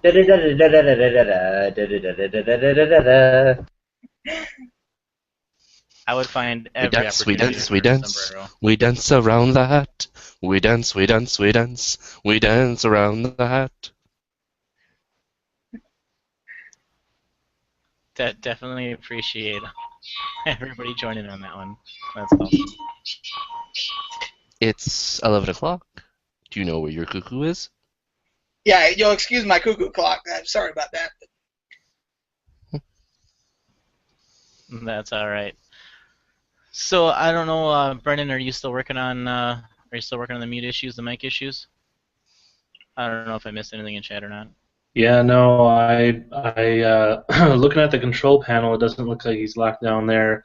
Looking at his screen, it doesn't look like he's locked down there. I do see the mute back up on his screen right now. If he clicks it one more time, turns up his volume maybe a little bit, maybe we can get this figured out.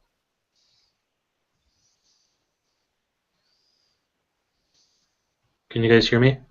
I got you, Brendan. Still nothing from Yeah, I Esmer, hear you. unfortunately. All right. Well, while we're still waiting on that, we'll see what we can do. So there was a question about favorite races, and I have a question typed up that's sort of along that same lines, a little bit different. So I'm just going to go ahead and get started with that question. My question is, what class or race have you not played but you would like to have a chance to, and why do you have an interest in playing that class or race?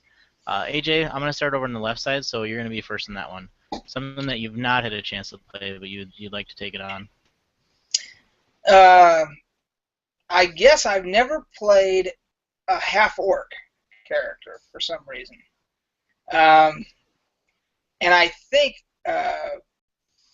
I would probably say like a half-orc fighter, something just big and brawny and kind of stupid. And I don't think I've never played something like. I mean, I've played fighters before, and I've played most of the races, but I don't think I've ever played a half-orc fighter. And I think that would be like, if I had a chance to roll up another character, that might be the route I go. Nice. Brendan, are you still working on that, or do you want me to skip you for now? You want to hold your action? Yeah, I'm gonna try to figure it out. I think it might be like the Tom's issue we were having last night. I honestly don't know. I just posted in the chat that we're gonna. Okay, cool. Yep. So if you want to go ahead and type those up, I can kind of take over for a moment. Yeah. Awesome. If you'll just refresh me though, where did we leave off? So the question that we're working on right now is a class or a race that you've not played that you'd like to have a chance at. Okay, cool. So I'll answer it real quick. Basically, a class or a race that I've not played. I'd be lying if I said I played them all, mainly because I play 3.5 and, well, there's a lot. One that I'd actually be interested in playing, though, that I have yet to play. Man, that's tough. I've gamed a lot with the different classes, and I've even made my own. Probably, I'd like to play like a Thri-Kreen, maybe. I've actually never played one of those, from the Dark Sun setting. I don't know how that really operates in terms of the rules from Dark Sun. I'm guessing you can do that, but that would be something for race. For class, I guess I would say, let's go with Chainsaw Panda. I don't know. That's an inside joke. I really don't have a class that I haven't played that I want to. All right, cool. Hill, you're up with that one. What's something that you've not had a chance to play that you'd like to take on at some point?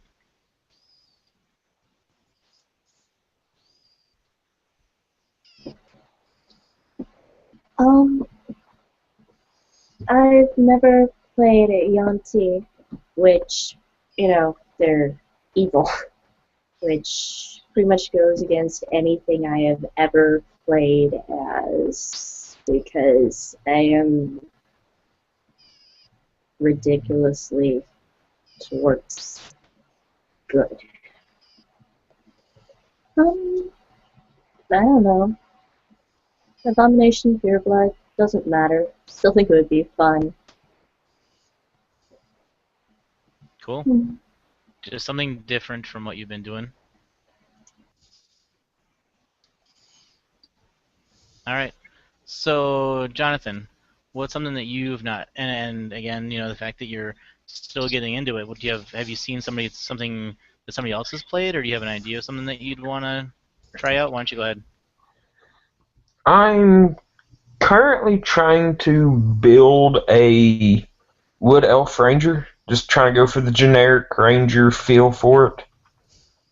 And kind of like tried doing a little bit of dice rolls, seeing how it would come out. And I kind of like maybe I just got lucky with the dice, but right now my human wizard ain't doing too much, so I'm just trying to get plans for something else that's gonna be a backup, because in my group I'm the highest level wizard that they've ever had for the group in the store, and I'm level 3.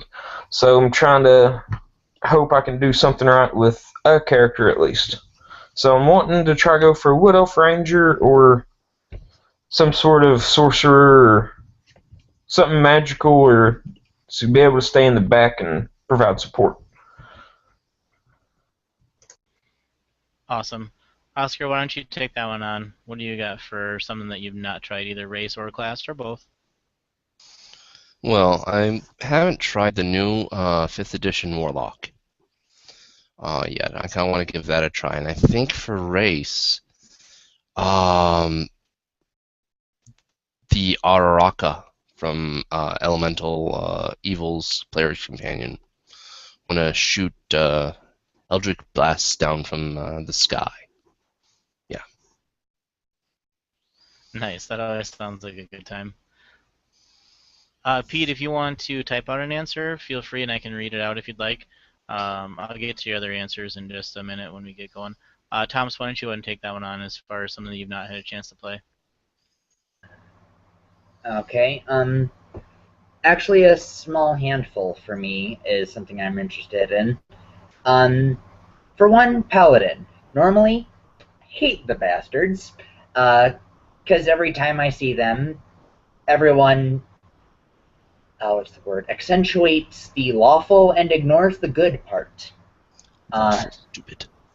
The one thing that I would be willing to try it out for would be this one prestige class in most likely Complete Divine.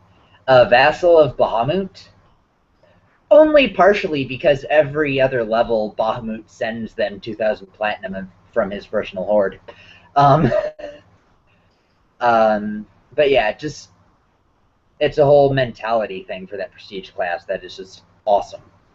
And it exemplifies what paladins are supposed to be. So, also Shadowcasters from Tome of Magic. I don't know how many of you know what that is. It's honestly exactly what it says on the tin, but it's kind of weird. Oh, crud, there's one thing too. There's one more thing. Oh well. I'll think of it later, maybe. There weren't any races that I really want to try out, though. Classes, yeah, not so much in the races. Alright, cool. Ty, you're last on this one. Why don't you go ahead and take over on something that you haven't had a chance to play? That I can remember, I don't believe I've ever played a halfling or a kinder. And I don't think I've ever played a bard. To be honest, I'm probably, at the moment anyway, I'm not all that interested in playing a bard or a halfling character, but if inspiration hit me, if I had a sudden character idea, I'd do it in a second. Yeah, I guess that's probably it.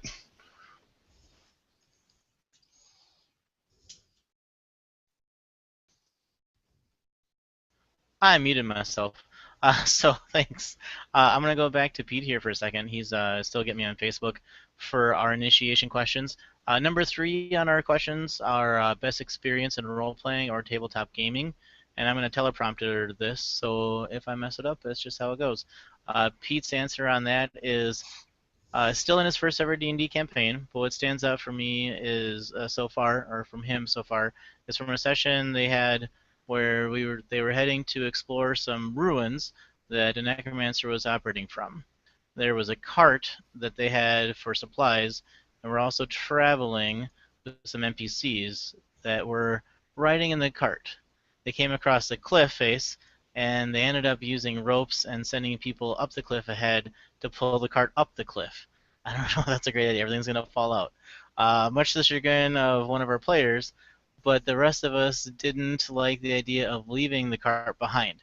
In the end, we used the cart and some flaming barrels of oil and pushed it into the entrance of the ruins and killed the sentries outside. So it's awesome. I mean, that's the problem-solving aspect of what you're trying to do, which is great. It shows some of the ingenuity, so that's pretty cool. And the last question for Pete is, why do you game? His answer is his main motivation for gaming as of late is that he has playgroups with both D&D and Magic the Gathering with people that he used to work with, me being one of them, and then he wants to keep in touch with, and gaming helps for that motivation and getting together. So it's a way to connect with people that you've spent time with and you've had fun with, and so that's a great motivation factor to try to keep your friends close and have a good time doing it. So that's awesome. Brennan, I'm going to pass it over to you. Are you ready for a couple things, or what do you got going on? Am I ready? Oh yeah, I was born ready. I think you still need to roll initiative. Roll that one for me. Just roll the one. All right, hold on. Let's see here. Close. That's pretty close. Yeah, go for it. I'll be right back. All right. See, I told you he sucks. Doesn't even give me a fair warning. He rolled dice. This is trouble. And then he just jumps on you. I know, right? So yeah, Ty, we'll be taking interviews for a new co-broadcaster. As I said in chat, if you want to use your last name twice, that's cool. So what would it be? We'd have Ty Johnston. Awesome. I think you're really close to a famous brand name there. We might have to change it up a little bit, like a broadcaster pen name kind of thing. So ASMR, if you can hear me, give us a wave. There you go. That works. Did you see the questions that Joe posted up in chat for you? Do you have the chat up on your right side there? You can just nod or whatnot. You hadn't seen them? I can repost them down at the bottom again. That's fine. I'll get them real quick. Okay, cool. So we definitely want to give everyone airtime. I don't know why we're having mic issues or if it's just on that end. Tomps, you seem to be good tonight. Thanks for that. I don't know. I know one thing from last night that I did. I accidentally dragged your volume down to 0, so that did it. But I'm looking in the control room for ASMR, and there was no issues. So enough of that stuff, though. Joe, did we have any questions that were active? I was really reading on Hangouts the information for this, trying to figure out how it all works. So I kind of spaced out for a moment. There wasn't anything that I think we missed on the chat. Okay. I always have a couple in the barrel if needed, but I pass it on to other people if they've got topics or questions that they want to go ahead and have at it. Okay, so sweet. So yeah, let's have you guys, if you want to throw up some questions in chat, we'll read them off, bring them live into the conversation here once we get going. And really, I have a question. We posed it last night, so anyone who answered it last night, feel free not to answer again if you don't want to, but or share something different. Gaming and its effect on your ability to communicate. For example, I was talking last night. My son's 4 years old, and he thought of a way to get an item back from some goblins that stole something without actually killing all the goblins. Now, some of you may be like, well, just kill the goblins. I just thought it was really a sincere thing when he looked at me and he's like, Dad, do we really have to kill all the goblins? Can't we just steal it back from them and run away? So social interactions, that kind of thing is really the question. If you're unsure, I can try to elaborate more, but I'd really like to keep it, as vague as possible. And we'll just start from, let's see, I think Ty went last time, if I recall correct. So we'll have Ty go first this time. I'm not sure I've got anything to add. I think I brought the show to a halt last night when I started talking some about related issues anyway. Yeah, I think I know last night I think the question was how young how young or what's a good age to introduce role-playing games to children, and my answer is pretty much the same tonight, that I think kids of all ages, even real young, they may not get the mechanics and they may be too young, say at 3 or 4 years old, to get the actual rules down, but playtime for kids is basically role-playing. I specifically mentioned Cowboys and Indians and Cops and Robbers. I don't know if kids today even play anything like that. Maybe it's, I don't know. I don't have kids, so I don't even know if Power Rangers is still a thing or not. But it's all partly role play, to a large extent. So I don't see why kids, even like I said, as young as 3 or 4, couldn't take part in a limited form of a role-playing game, probably with simplified rules, and obviously the more adult aspects of role-play, they shouldn't, parents' choice, but they shouldn't be introduced to that stuff, in my opinion, until they're older, anyway. But I think the social aspects of gaming is not only for children, but it can help people get through emotional disabilities sometimes, or issues, work things out sometimes also.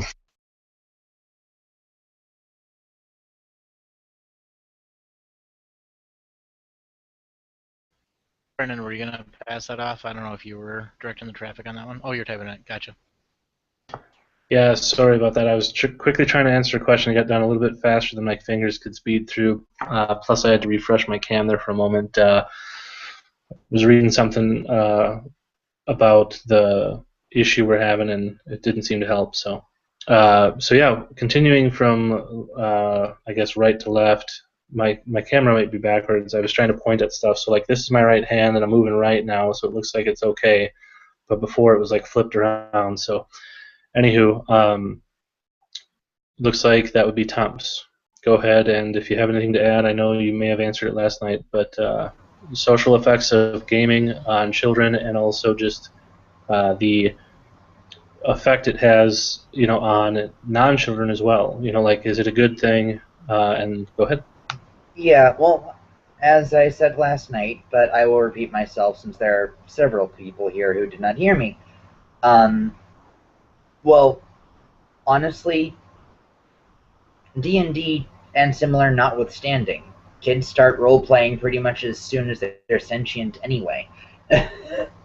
Cowboys and Indians, house, dress up, all of that is role-playing games, just without the pencil and paper and sword and sorcery. Though, admittedly, anyway, rambling. And well, Isla can back me up on this. That yeah, before even a year or two after I started role playing, the most outgoing things I had ever done were I wore a rather specific shirt hoping it would trigger conversation at some group for autistic people I went to. I don't remember the second thing right now, son of a gun. And I asked her to stay in touch after a forum site we both had been on shut down. And now I'm actually willing to have a large amount of complete strangers actually see my face, which isn't really upheld by the fact that I have the camera off. But I didn't have it off yesterday, so yeah. But yeah, I think that alone speaks for itself in volumes, because the role-playing is a great social exercise that helps parts of your brain develop and never stops helping that. So it's something you should start as soon as they are able, and it's something you should never encourage them to stop. You should make sure that if they like doing it, that they do it. But that goes for everything, not just role-playing. Well, unless they like strangling small animals, but that's a different discussion. So, yeah. That's my 2 cents and change.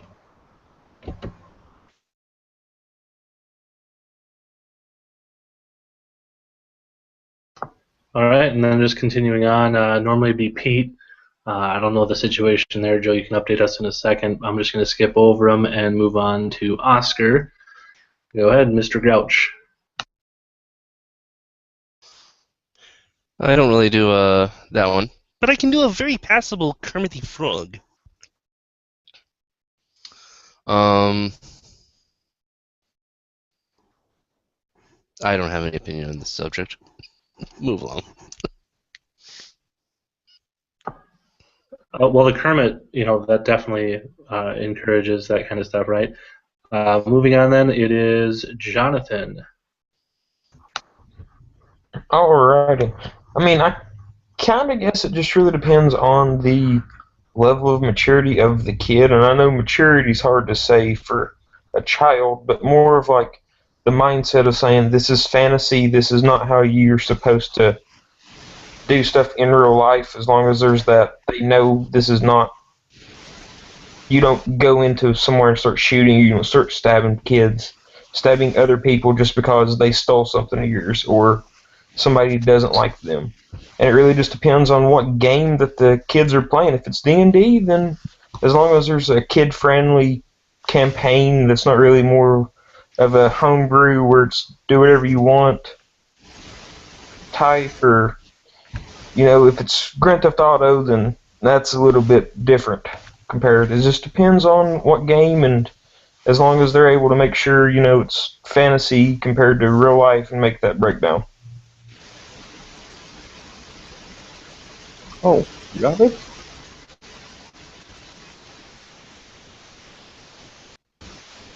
There's a little static on that one, but you can hear something. Oh. There's something there. Oh, I'm not clear? Maybe I can boost it. You have it. You have it.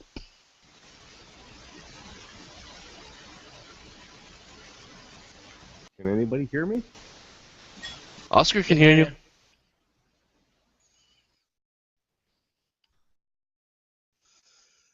It sounds like you actually have too much power going into your mic, because it's got a little bit of feedback sizzle. I think I might have fixed it. Go ahead and see if that works. Nope, not getting anything. You just broke it.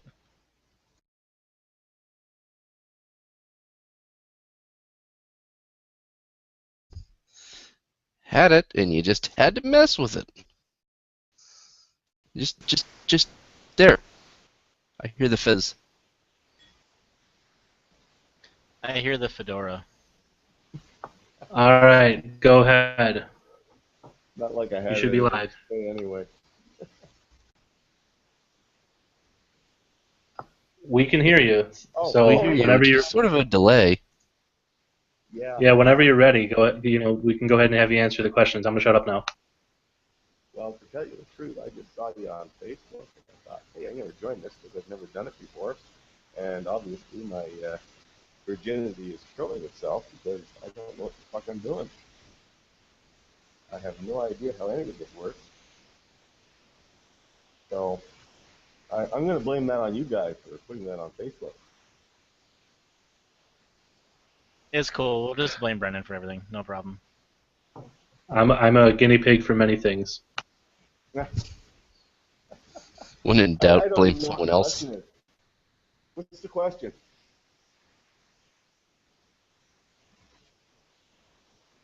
Do you want to go back to the initiation questions, or do you want to continue with your age range question? We can have him finish I this. don't. I didn't want to interfere or anything. I was just kind of joining in just to check it out, which is probably the only thing I really wanted to say anyway. So now, having said that, I'll hit the mute thing again, wherever that is. Should be at the top if you hover up over the mic or over your picture. Oh, there it is. Yeah. Thank you. Yep. Awesome. Well, hey, at least we got that figured out. We'll come back to you if you want to build up your confidence. I think we're going to keep that line that your virginity is showing, so that will not be edited out. And we may use that on others who have technical difficulties. Last night it was Tom's whose virginity was showing, and hopefully we can continue to have issues. That way we can solve them together. That would leave Mr. AJ, I believe, unless we skipped over Lila. Yeah, we skipped over Lila. I'm sorry. I was just so excited to have the mic working for him. Hearing the static, that was great. So, Lila, you're up, and then AJ, you're on deck.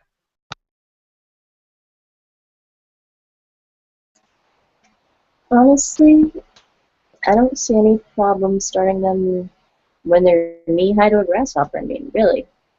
When they can start figuring it out, why not?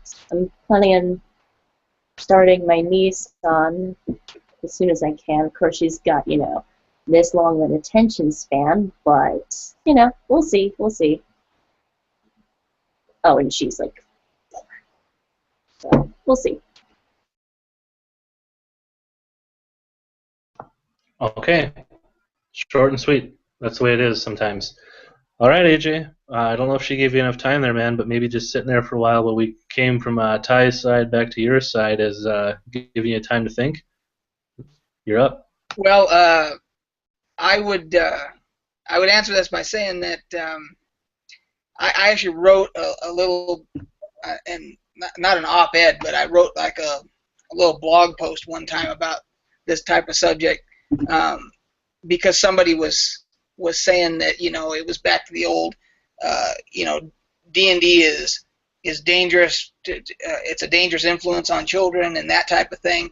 And I did a response, and I basically said that when I got into gaming, I was 8 or 9, something like that. I got into D&D, and it instantly boosted my vocabulary because I started reading like the Player's Handbook and things like that, and there were words that obviously I didn't I'd never heard before, and so I had to break out the dictionary and it forced me to learn new vocabulary. And then it also made me want to read novels. Like I started reading The Hobbit and stuff like that. It was a great influence on me. I mean, it boosted my vocabulary, it boosted my reading skills, my verbal skills, and then as I kept playing and got older, my problem solving and critical thinking skills developed, I think, much better than had I not been using my imagination and forcing myself to try and figure out things in a game, that where you have to come up with the solutions, and so I see it as a positive as long as there's some supervision and the content itself isn't to the point where the parent or somebody thinks that it's if you have a very young child and it's something where it's going to give them nightmares or something like that, that's up to the parent. The parent has to monitor that and think about it. That's my only input.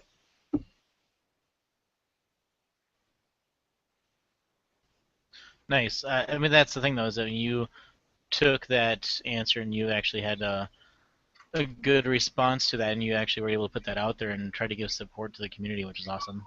So, Brennan, step away for just a second. I actually have a question. Oh, go ahead, Tyus. I just missed you in the chat. Ty, why don't you go ahead with your comment? Go ahead. That's okay. To expand a little bit on what AJ was talking about, I don't know if it would be the same for readers today and for people who didn't grow up with original D&D and AD&D, but to my way of thinking,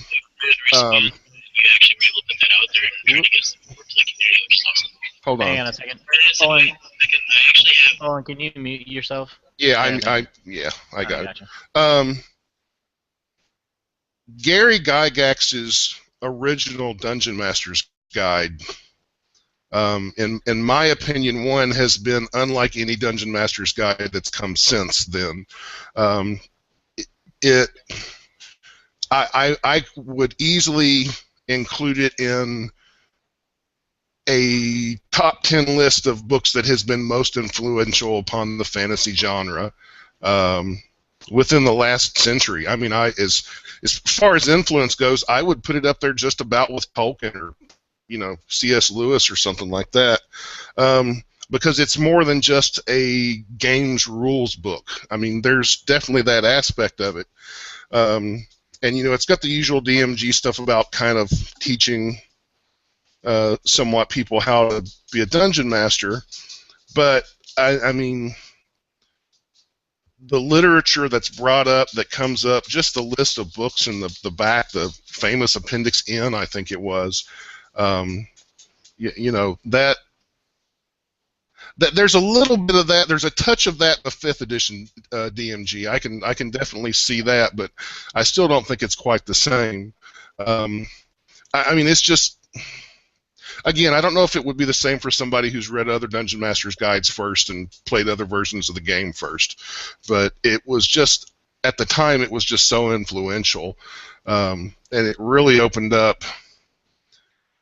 I would say it probably brought fantasy to thousands of kids across the country, at least, and I'll shut up now. No, it's always a good insight. Hey, what's up, Owen? We're just going through our evening question and answer sort of session. So I have a question that I really like because it's something that came across sitting around a campfire with some friends I played a while with. We were actually out camping and we just started having your normal random conversations, and it was just kind of funny how it evolved. So the question is not necessarily about D&D, but it has a little bit of aspect to that.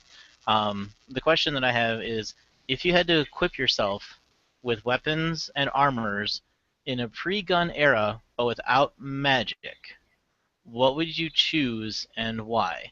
You have to have armor and a weapon or weapons, and you have to tell what type of style you'd have or what it is that, the reasons that you had those choices. I'm going to go ahead and start with Ty back on this one. Ty, if you got an answer for your pre-gun, no magic setting, what type of armor and weapons would you go with? Well, to some extent, it would depend on which period. If you were talking about, say, ancient Greece or Rome or earlier, or if you're talking more medieval. But generally speaking, I would probably go with a chain shirt and a long sword, no shield, dagger. I probably would not bother with a ranged weapon.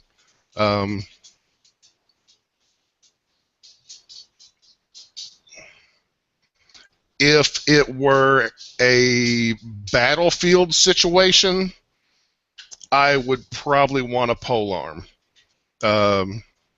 Probably a pike or maybe a glaive, but if it were more of a civilian population, yeah, the longsword for the most part. By no means do I claim to be an expert, but I do have some longsword training, so that probably does influence my answer.